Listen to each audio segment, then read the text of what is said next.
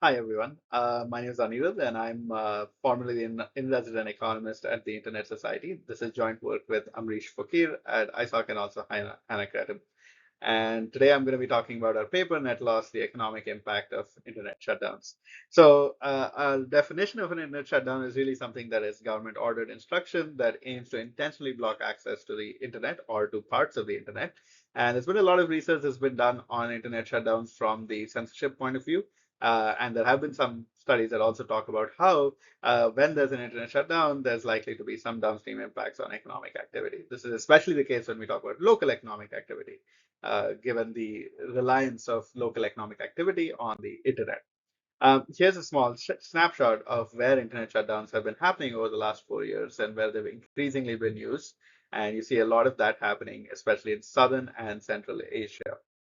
Now, a lot of the past work in this area talks about economic impacts from a very broad level perspective, and that typically uses a formula or some other sort of simplification of the calculation to figure out what the economic impact of an internet shutdown might be. Now, we're going beyond that to try and develop and use an econometric methodology to really try and understand and pinpoint maybe what might be the associated economic impacts of internet shutdowns.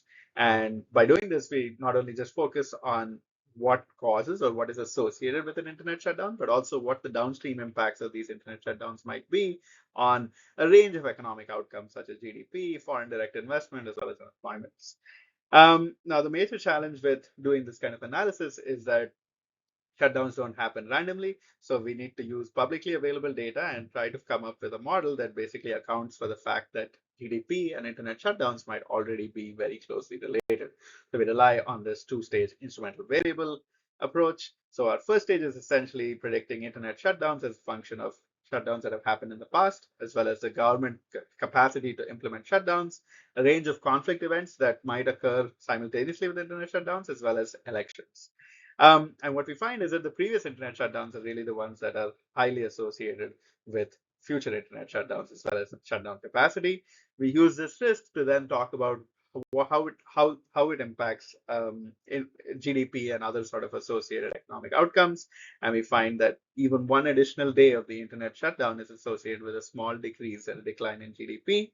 And the likelihood, just the risk of a shutdown taking place in a country is actually associated with increasing unemployment, both for males as well as females.